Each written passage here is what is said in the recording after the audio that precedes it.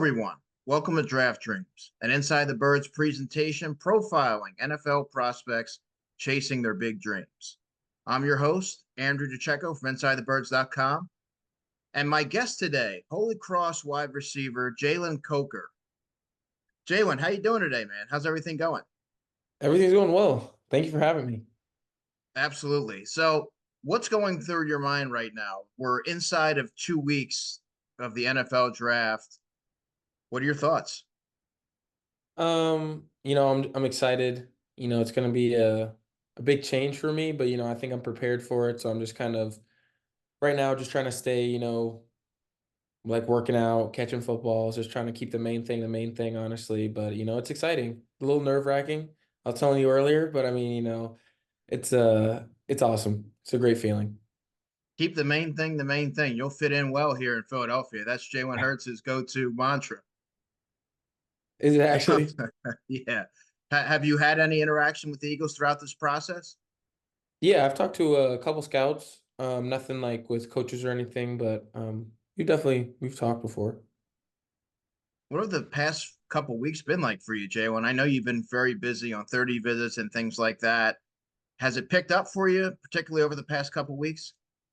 Um, I don't know. I wouldn't say it's picked up. I mean, I did pretty much all the local days, which is really the only big like visits I got. But I mean, other than that, no. I mean, I feel like I was more busy, January, February, March. That was like my big like chunk of time that I was always on the move doing something. But I feel like it's definitely slowed down, so it's kind of like a waiting game right now. What was it like for your pro day? Holy Cross held its pro day, and you're there. CJ Hansen's there. Dylan Lauby's there. I mean, what talk about the attention and sort of the spotlight that was put on that program?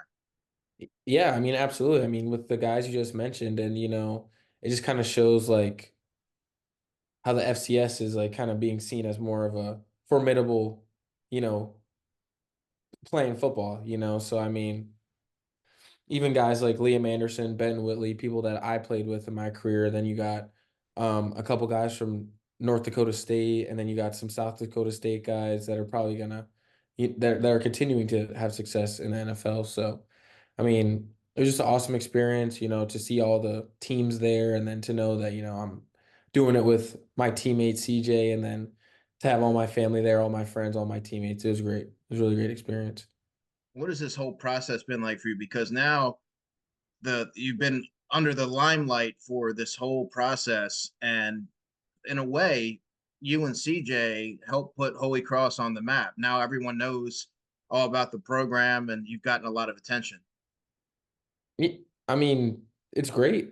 I mean, I feel like we can't take credit for that because it's from everyone before us, like all the seniors before us, the seniors when I was a freshman, the seniors when CJ was a freshman, like those guys are really what created who we are now and the program that it is now. So I mean, we are just kind of showing we have the ability to show everyone on a bigger stage what all these other guys have been doing for their whole careers. So But before we start talking about your college career, we have to go back to Potomac Falls High School in Sterling, Virginia. Talk to me about what the culture was like coming up as a young athlete, what the landscape was, and the competitiveness around the area. yeah, I mean, I feel like if any of my teammates watch this from Potomac Falls, they might not be happy with me. We did not win a lot.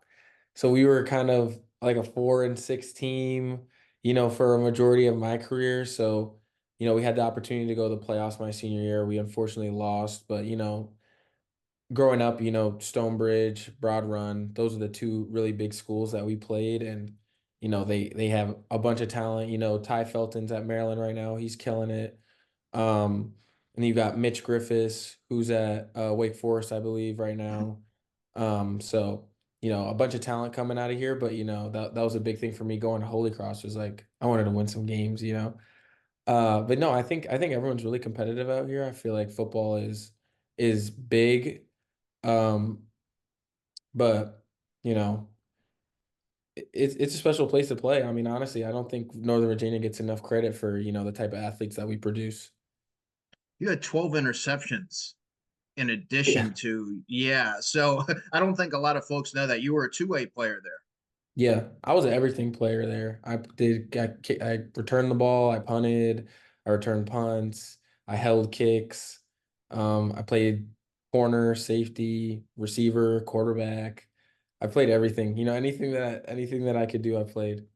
So do you feel that playing defensive back translated and affected the way that you see the game as a wide receiver? Yeah, I feel like, playing defensive back in high school is very different than playing defensive back in college. But I mean, I feel like I like the coverages and things like that. I feel like I was able to grasp a little quicker because I know it from both sides. Um, but I also know how it feels to be like all alone on an island with your receiver right in front of you. So I know kind of what goes through your mind in that moment. And, I feel like now that I am a receiver, you can kind of do things to exploit that a little bit. So yeah, I feel like there's definitely some advantages to playing both ways. What was your recruiting process like? What were some of the teams that were on your trail? Yeah, so I really was smaller SCS schools. So like I had Youngstown State, Howard, Duquesne, Holy Cross, obviously.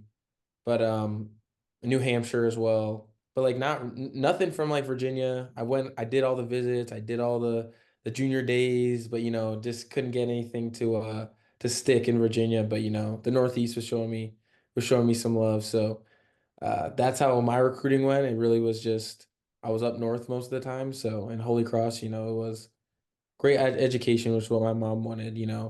And then, there's Chesney who's coming off their first conference championship and who knows how long when I'm coming in. So it was like he was just kind of selling me like that this dynasty that we're going to build is going to be great and we want you to be a part of that. So that's what sold me. And he said I was going to play as a freshman, which I wanted to do. All I want to do is get on the field. So that kind of sold me and I signed right away. How would you describe the culture when you got there versus when you left? At Holy Cross, Hmm. the same.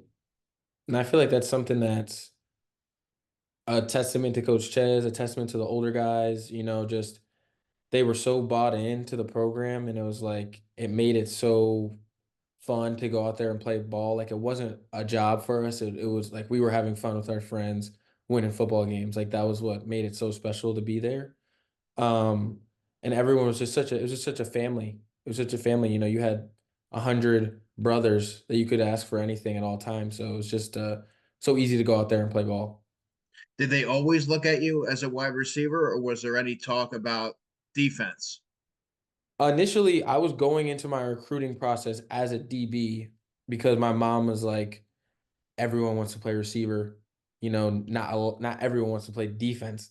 So I was originally going to college as a safety, but I finally got a chance to play receiver my junior year. Um, and then after that, that was it. That was kind of the end of the defense. Well, what prompted them to put you at receiver? Was it a shortage at the position? Was it more like you were lobbying for it, or No, it was more like the seniority. Like there's a lot of older guys that were playing the receiver position and I was you said 12 interceptions, like I was playing pretty good on defense. So they just felt like that was the best move for me at the moment. so you went in there? There were no hurdles. You hit the ground running, and you were producing right off the bat. Yeah, right off the bat. I was waiting for that moment forever. I mean, I always like envisioned myself as a receiver. My dad played receiver, so it was kind of like that's just who I always thought I was going to be. Did your dad play at the collegiate level? He didn't, but he's in the he played in Fort Dorchester in South Carolina and he's in the his high school's Hall of Fame.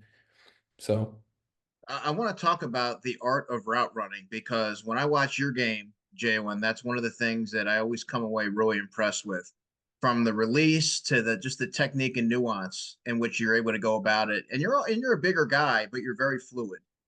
Talk to me about how you refine that area and the work that you put into it.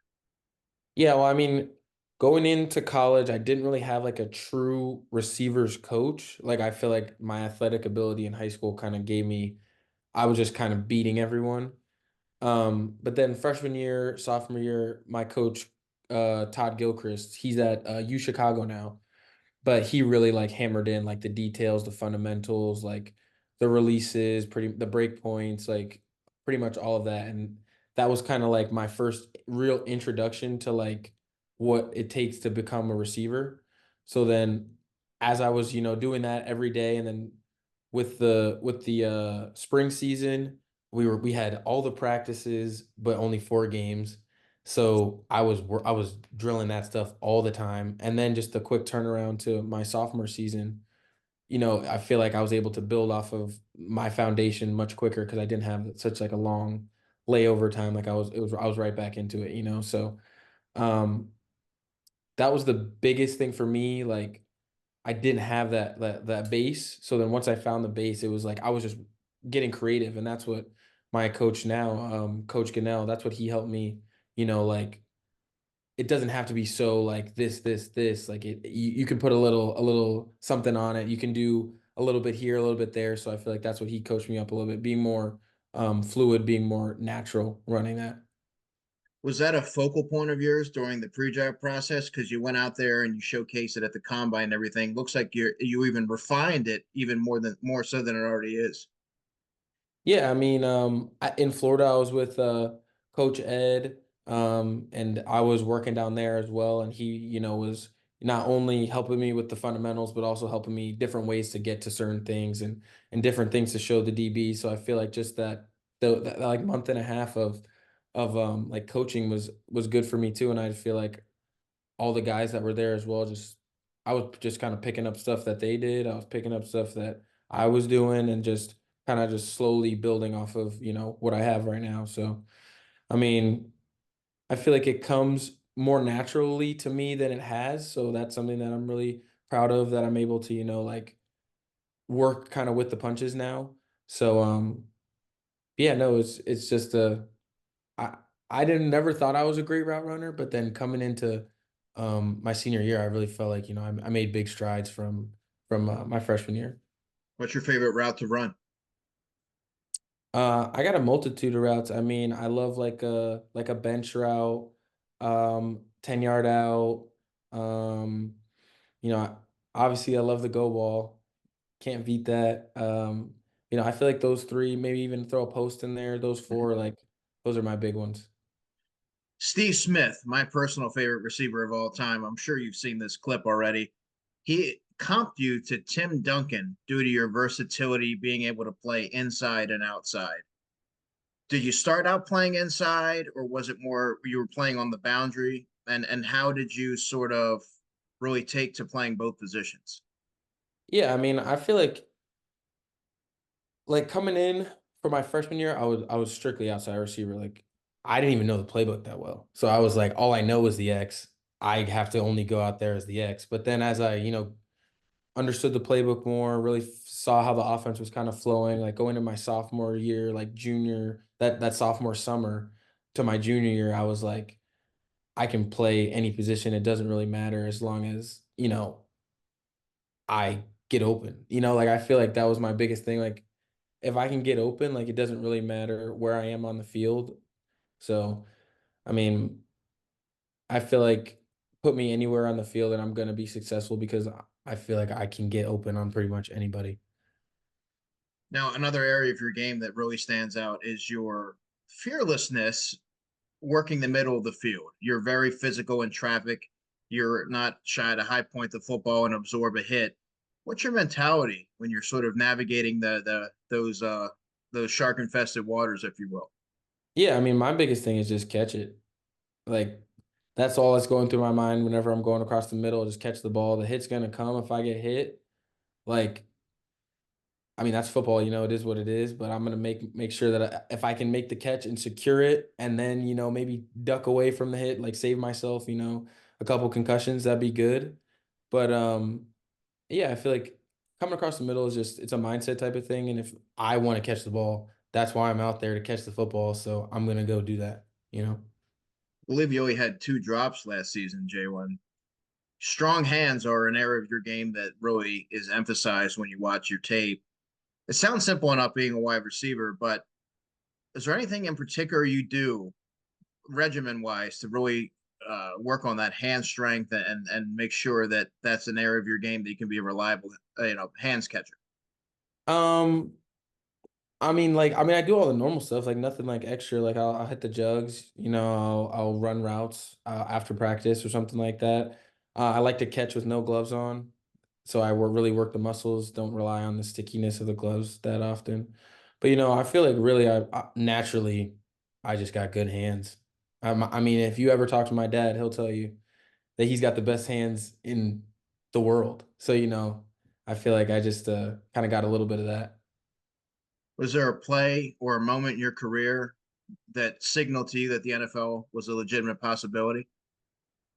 Not really a certain play, but ever since I was really young, like 6, like I always felt like I always was really athletic. I always like kind of just had like a knack for like just being good at sports, and I just kind of felt like ever since I was really, really young, like it's almost like a naive like type of thinking, like, oh, I'm gonna go to the NFL, but like I wholeheartedly believe that ever since I was really, really young. I just kind of always felt like I was gonna be in a position like this. You rewrote the record books at Holy Cross. Looking back on your time there, have you given any thought to the legacy that you left and your stamp that you put on the program? Yeah, I try not to think about that stuff too much because I don't want to get satisfied or comfortable with like what I've done or accomplished. But um, it's awesome. I've always wanted to set records, to own records, to win championships, and I feel like Holy Cross gave me all the ability to do that, and I can't thank everyone there enough for that. It was a amazing run, and I'm glad that I'll have my name etched in there for ever. So. What was the East West Shrine Bowl experience like for you, being able to showcase your talents against some of the top talent in the country? It was great. It was great. I had a great time. Eric Galco, everyone that he was working with there, really good people, really were looking out for the athletes. I especially like the having like NFL coaches there, and like kind of seeing how like they'd run a meeting or kind of seeing how their a position meeting's gonna go. So kind of getting that like inside look into what, hopefully the next 15 years look like for me. It was cool. It was really cool.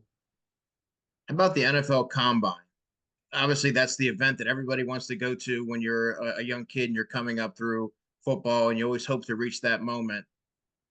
What was the whole experience like for you? Because it goes well beyond the testing, as you know. There's a lot of stuff that goes on behind the scenes, a lot of meetings, a lot of medical stuff. What was that whole week like? Yeah, I was just enjoying it.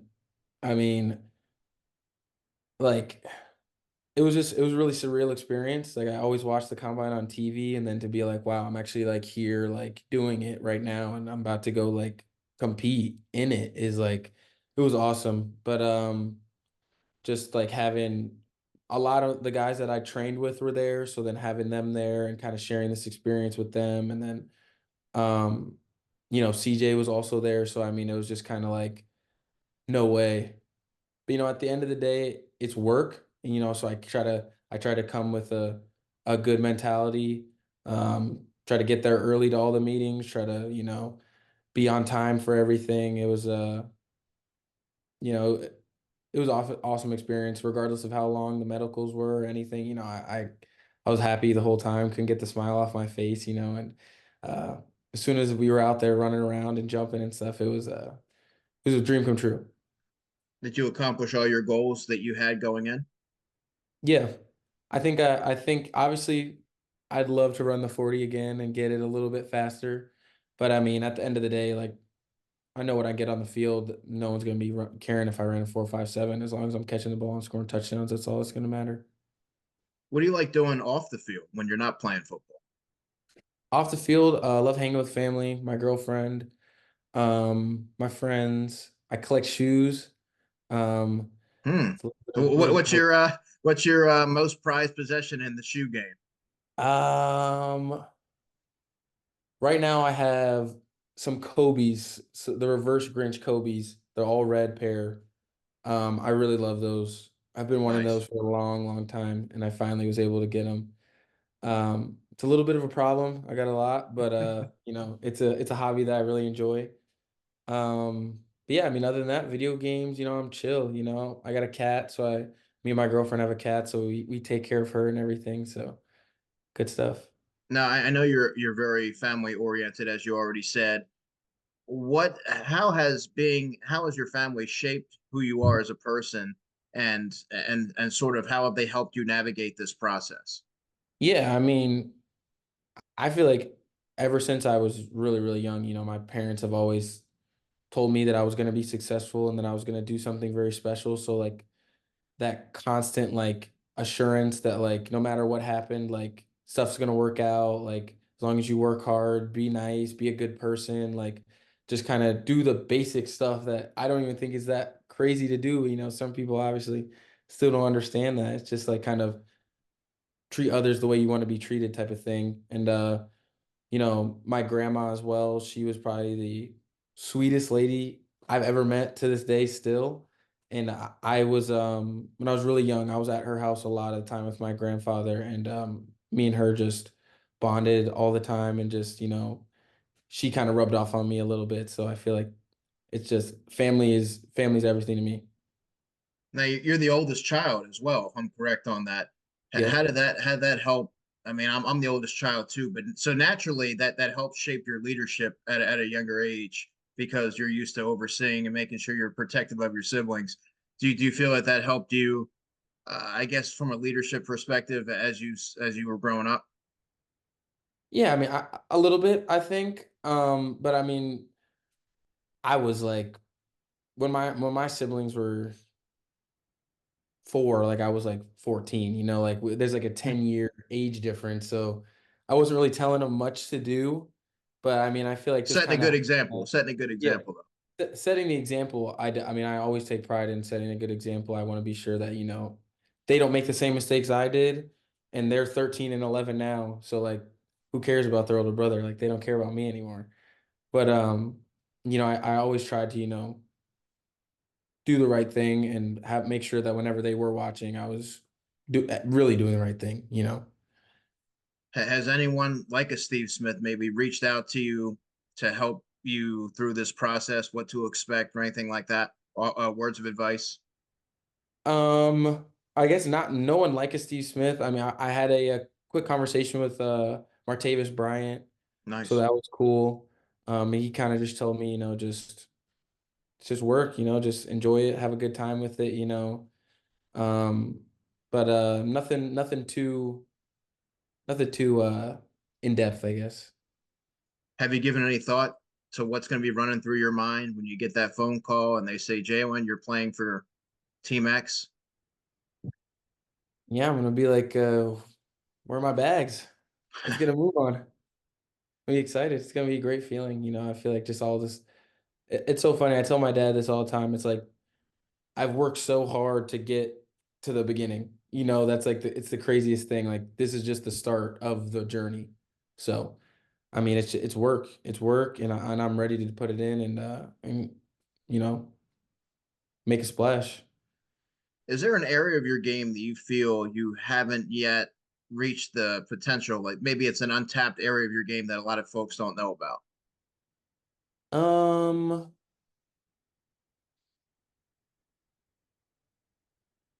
I mean, there absolutely is, but I wouldn't be able to give a specific one. Like I feel like everything I do could get better. I feel like, I'm still a very raw receiver.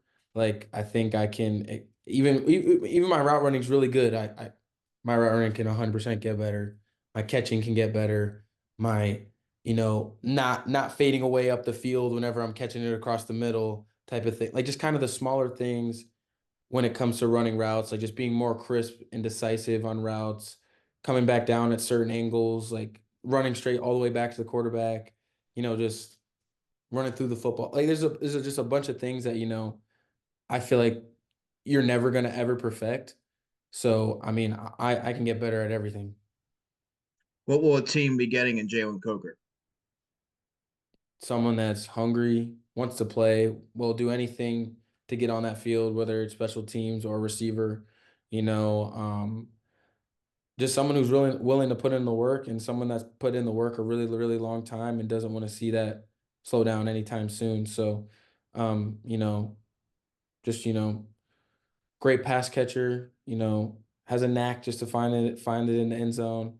And at the end of the day, a really good person. It's going to do right by the program and make sure that I'm not being like mean to any of the staff, or I'm not taking for granted any of my position. I feel like I'm overall you're getting a good person who's who loves football and wants to play it at the highest level. Last one before we get out of here. How will you be spending draft weekend? I'm gonna be at the house. I'm gonna be right here actually. All my family's coming over, my friends. Make a little party, have some fun. And whenever that phone rings, I'm gonna have to stand up on the couch and tell everyone to be quiet so I can hear. But yeah, it's gonna be a good time. Well, I can't wait to see what happens. I'll be on the radio this week, and when they asked me about some of my sleepers, your name's going to come up. I really like your game, and I can't wait to see what the future holds for you. Thank you. I appreciate that. Absolutely. Well, that's going to do it for this episode of Draft Dreams. For Jalen Coker, I'm Andrew DiCecco. Thanks for tuning in.